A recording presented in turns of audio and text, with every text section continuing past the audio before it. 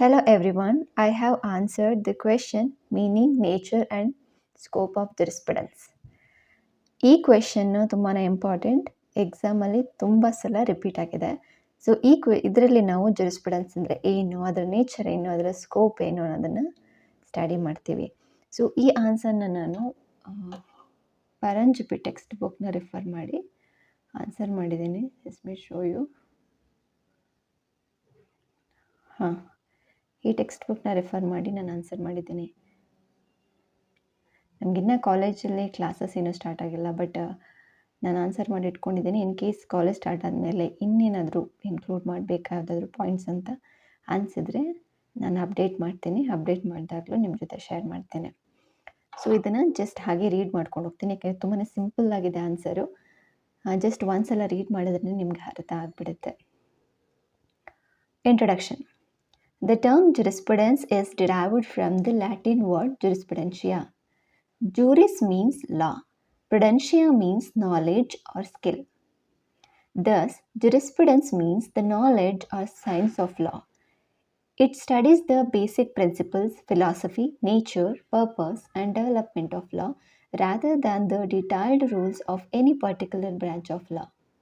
The concept of jurisprudence has evolved from the Roman period to modern times. Different jurists have explained it differently. Therefore, there is no universally accepted definition of jurisprudence. So introduction ತುಂಬಾ simple ಆಗಿದೆ. So ಇಲ್ಲಿ the jurisprudence ಅನ್ನೋ word Latin ವರ್ಡಿಂದ ಬಂದಿದೆ, ಅಂದರೆ ಜುರಿಸ್ಪ್ರುಡೆನ್ಷಿಯಾ ಅಂತ ಬಂದಿದೆ. So ಇದರಲ್ಲಿ ಜೂರಿಸ್ ಅಂದರೆ ಲಾ, ಪ್ರುಡೆನ್ಷಿಯಾ ಅಂದರೆ ನಾಲೆಡ್ಜ್ ಆರ್ ಸ್ಕಿಲ್ ಅಂತ.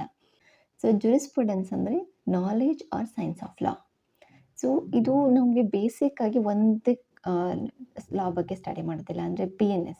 ಸೊ BNS ಅಲ್ಲಿ ಎಷ್ಟು ಸೆಕ್ಷನ್ಸ್ ಇದೆ, ಪ್ರತಿಯೊಂದು ಸೆಕ್ಷನ್ ಏನು ಹೇಳುತ್ತೆ, ಏನು ಪನಿಷ್ಮೆಂಟ್ಸ್ ಇದೆ, ಯಾವ್ಯಾವ ಅಫೆನ್ಸ್ ಇದೆ ಅನ್ನೋದ್ರ ಪರ್ಟಿಕ್ಯುಲರ್ ಲಾ ಬಗ್ಗೆ ಸ್ಟಡಿ ಮಾಡೋದಲ್ಲ.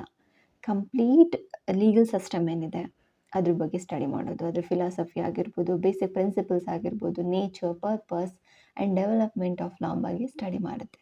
ಅಂದರೆ ಓವರ್ ಆಲ್ ಕಾನೂನು ಹೇಗೆ ಹುಟ್ಕೊಂತು, ಅದರ ಅಗತ್ಯಗಳೇನು, ಅದರ ಡೆವಲಪ್ಮೆಂಟ್ ಹೇಗಾಯಿತು ಅನ್ನೋದರ ಸ್ಟಡಿನೇ ಜುರಿಸ್ಪ್ರುಡೆನ್ಸ್. ಸೊ ಈ ಜುರಿಸ್ಪ್ರುಡೆನ್ಸ್ ಅನ್ನೋದು ರೋಮನ್ ಪೀರಿಯಡಿಂದ ಇವಾಲ್ವ್ ಆಗಿದೆ.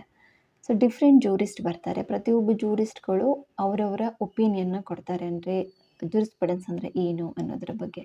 ಸೊ ಅದನ್ನು ನಾವು ಈ ಯೂನಿಟಲ್ಲಿ ಸ್ಟಡಿ ಮಾಡ್ತೀವಿ. Next, meaning of jurisprudence. Wider meaning and narrower meaning. Wider meaning. In its wider sense, jurisprudence means the knowledge or skill of law and its application. It covers the whole body of legal principles and legal system. Narrower meaning. In its narrower sense, jurisprudence means the systematic study of the general principles upon which the rules of law are based. It studies the fundamental concepts common to all branches of law, such as rights, duties, justice, liability, ownership, possession, legal personality. It does not deal with the detailed provisions of contract law, criminal law or property law. ಅಂದರೆ any particular ಲಾ ಬಗ್ಗೆ ಕಂಪ್ಲೀಟಾಗಿ study ಮಾಡೋದಿಲ್ಲ. ಇದು ಎಲ್ಲ ಕಾನೂನಲ್ಲಿ ಏನೇನು laws ಇದೆ ಅದರ ಕಂಪ್ಲೀಟ್ ಓವರ್ ಆಲ್ ಫಂಡಮೆಂಟಲ್ ಕಾನ್ಸೆಪ್ಟ್ನ ಸ್ಟಡಿ ಮಾಡುತ್ತೆ. ಅಂದರೆ ರೈಟ್ಸು, ಡ್ಯೂಟೀಸು, ಜಸ್ಟಿಸ್ ಅಂದರೆ ಏನು, ಇದ್ರ ಬಗ್ಗೆ ಸ್ಟಡಿ ಮಾಡುತ್ತೆ. Example, in criminal law, jurisprudence studies the general principles of criminal liability, but it does not discuss the ingredients of every offence such as murder or theft. ಅಂದರೆ murder ಅಂದರೆ ಏನು, ಮರ್ಡರ್ಗೆ ಯಾವ ರೀತಿ ಪನಿಷ್ಮೆಂಟ್ ಆಗುತ್ತೆ ಅಂತ ಇಂಡಿವಿಜುವಲ್ ಆಗಿ study ಮಾಡೋದಿಲ್ಲ. Over all criminal jurisprudence ಏನಿದೆ, ಅಂದರೆ ಕ್ರಿಮಿನಲ್ ಲಯಬಿಲಿಟಿ ಏನಿದೆ ಅದ್ರ ಬಗ್ಗೆ ಇದು ಸ್ಟಡಿ ಮಾಡುತ್ತೆ. Next, evaluation of jurisprudence. Roman period. The Roman were the first to recognize jurisprudence as the separate branch of legal science. They regarded jurisprudence as the knowledge of law. ಇಲ್ಲೇನಾಗುತ್ತೆ, ಇಲ್ಲಿಂದ ತುಂಬ ಜನ jurist ಬರ್ತಾರೆ, ಅವರವರ opinions ಏನಿದೆ ಅನ್ನೋದನ್ನು ನಾವು study ಮಾಡ್ತೇವೆ. So evaluation of jurisprudence ಅಲ್ಲಿ ರೋಮನ್ ಪೀರಿಯಡ್ ಇಸ್ ಫಸ್ಟ್ ಬರುತ್ತೆ. Next ಬೆಂಥಮ್. Bentham divided jurisprudence into expository jurisprudence, law as it is, sensorial jurisprudence, law as it ought to be. ಅಂದರೆ ಬೆಂಥಮ್ನ ಪ್ರಕಾರ ಜುರಿಸ್ಪ್ರುಡೆನ್ಸ್ ಅಂದರೆ ಲಾ ಹೇಗಿದೆ ಹಾಗೇನೆ ಸ್ಟಡಿ ಮಾಡೋದು. ಸೆನ್ಸೋರಿಯಲ್ ಜುರಿಸ್ಪ್ರುಡೆನ್ಸ್ ಅಂದರೆ ಲಾ ಹೇಗಿರಬೇಕು ಅನ್ನೋದನ್ನು ಹೇಳೋದು. John Austin. Austin gave jurisprudence a scientific approach. He mainly analyzed positive law and legal concepts. ಇಲ್ಲಿ ಬೆಂಥಮ್ ಮತ್ತು ಆಸ್ಟಿನ್ದು ಜಸ್ಟ್ ಒಂದು ಲೈನಲ್ಲಿ ಆನ್ಸರ್ ಇದೆ, ಯಾಕಂದರೆ ನೆಕ್ಸ್ಟ್ ನಾವು ಸ್ಕೂಲ್ಸ್ ಆಫ್ ಜುರಿಸ್ಪ್ರುಡೆನ್ಸ್ನ ಸ್ಟಡಿ ಮಾಡಿದಾಗ ಡೀಟೇಲ್ ಆಗಿ ಸ್ಟಡಿ ಮಾಡ್ತೀವಿ. ಸೊ ಈ ಕ್ವೆಶನ್ಗೆ ಇಷ್ಟು ಬರೆದ್ರೆ ಸಾಕಾಗುತ್ತೆ. Modern jurisprudence. Modern jurisprudence has adopted a functional approach. It studies the relationship between law, justice, and society and helps law respond to changing social, economic, and political conditions. Nature of jurisprudence. The nature of jurisprudence can be understood from the following parts. It is abstract and theoretical. Jurisprudence deals with the ideas and concepts behind law rather than the detailed legal rules. It is science of law. It studies legal principles in a systematic and scientific manner. It is the philosophy of law. It explains the meaning, purpose, nature, and functions of law. It is a social science. It studies the relationship between law and society and explains how law regulates human behavior. It is dynamic. Law changes with changes in society. Therefore, jurisprudence also develops according to changing social, political, and economic conditions. It is practical. It helps judges, lawyers, and legislators understand, interpret, and develop law. It asks fundamental questions. Jurisprudence seeks answers to questions such as what is law, what is justice, why do we need law, what should be the purpose of law. Scope of jurisprudence. ಎಕ್ಸಾಮಲ್ಲಿ nature and scope of ಜುರಿಸ್ಪ್ರುಡೆನ್ಸ್ನ ಕೇಳ್ತಾರೆ. So ಆವಾಗ ನೀವು ಇಂಟ್ರೊಡಕ್ಷನ್ನ ಬರೆದು, nature ಬರೆದು, ಆ ಸ್ಕೋಪ್ನ ಬರೆದು ಪ್ರತಿಯೊಂದನ್ನು ಆದರೆ ಎಕ್ಸ್ಪ್ಲೇನ್ ಮಾಡಬೇಕಾಗುತ್ತೆ. Scope of jurisprudence. The scope of jurisprudence is very wide. It includes the study of meaning and nature of law, sources of law, rights and duties, ownership and possession, liability, justice, law and morality, law and society, administration of justice. Modern jurisprudence also includes human rights, social justice, constitution values, environmental law, welfare legislation. I wanted to edit this. Next ನೋಡೋಣ, Indian perspective. Ancient Indian jurisprudence was based on the concept of dharma, which emphasizes justice, morality, and discipline.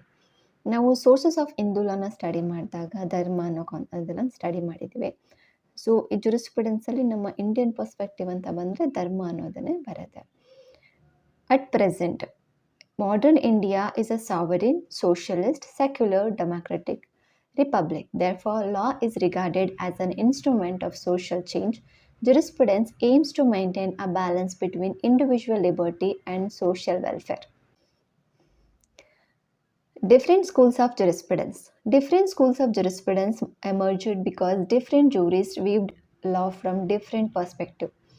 Analytical school studies law as it is without considering morality. Historical school, law develops through customs, traditions, and history. Natural law school, law is based on justice, morality, and universal principles. Sociological school, law should fulfill the needs of society and promote social welfare. Realistic school, law is what judges actually do in practice. Important jurisprudence. Jurisprudence explains the true nature and purpose of law, provides the philosophical foundation of legal rules, helps judges interpret laws, assist legislators in making better laws, promote justice and social welfare, helps understand all branches of law. Conclusion. Jurisprudence is the science and philosophy of law. It studies the fundamental principles, nature, purpose, and development of law, and explains the relationship between law and society. In a modern welfare state, jurisprudence serves as an important instrument for achieving justice, social welfare, and orderly development of law. So, this is to answer for the question. So ನಾನು ಇದನ್ನು ತುಂಬಾ ಸಿಂಪಲ್ಲಾಗಿ ಮಾಡಿದ್ದೀನಿ, ಯಾಕಂದರೆ ಎಕ್ಸಾಮಲ್ಲಿ ಬರೆಯೋದಕ್ಕೂ ನೆನಪಿರಬೇಕು. ಇದ್ರ ಜೊತೆಗೆ ನಿಮಗೆ ಏನೇ ಡೆಫಿನೇಷನ್ ಆಗಿರ್ಬೋದು ಅಥವಾ ಇನ್ನೂ ಪಾಯಿಂಟ್ಸ್ ಆ್ಯಡ್ ಮಾಡಬೇಕೆಂತಂದರೆ ನೀವು ಆ್ಯಡ್ ಮಾಡ್ಕೋಬೋದು. ಇದ್ರದ್ದು PDF ನಾನು ಡಿಸ್ಕ್ರಿಪ್ಷನಲ್ಲಿ ಲಿಂಕ್ನ ಶೇರ್ ಮಾಡ್ತೀನಿ. ನೀವು ಆ ಲಿಂಕ್ನಲ್ಲಿ ಹೋಗಿ ಡೌನ್ಲೋಡ್ ಮಾಡ್ಕೋಬೋದು. ನೆಕ್ಸ್ಟ್ ವಿಡಿಯೋದಲ್ಲಿ ಸ್ಕೂಲ್ಸ್ ಆಫ್ ಜುರಿಸ್ಪ್ರುಡೆನ್ಸ್ ಬಗ್ಗೆ ಹೇಳ್ತೀನಿ. ಈ ವಿಡಿಯೋ ನಿಮಗೆ ಇಷ್ಟ ಆಯಿತು ಅಂದರೆ ಲೈಕ್ ಮಾಡಿ, ಶೇರ್ ಮಾಡಿ, ಮತ್ತು ಏನೇ ಡೌಟ್ಸ್ ಇತ್ತು ಅಥವಾ ಏನೇ ಇಂಪ್ರೂವ್ಮೆಂಟ್ಸ್ ಇತ್ತು ಅಂದ್ರೂ ಕಮೆಂಟಲ್ಲಿ ತಿಳಿಸ್ಬೋದು. ಸೊ ನಾನು ಅದನ್ನು ನೆಕ್ಸ್ಟ್ ವಿಡಿಯೋದಲ್ಲಿ ಅಪ್ಡೇಟ್ ಮಾಡ್ಕೊತೀನಿ. Thank you.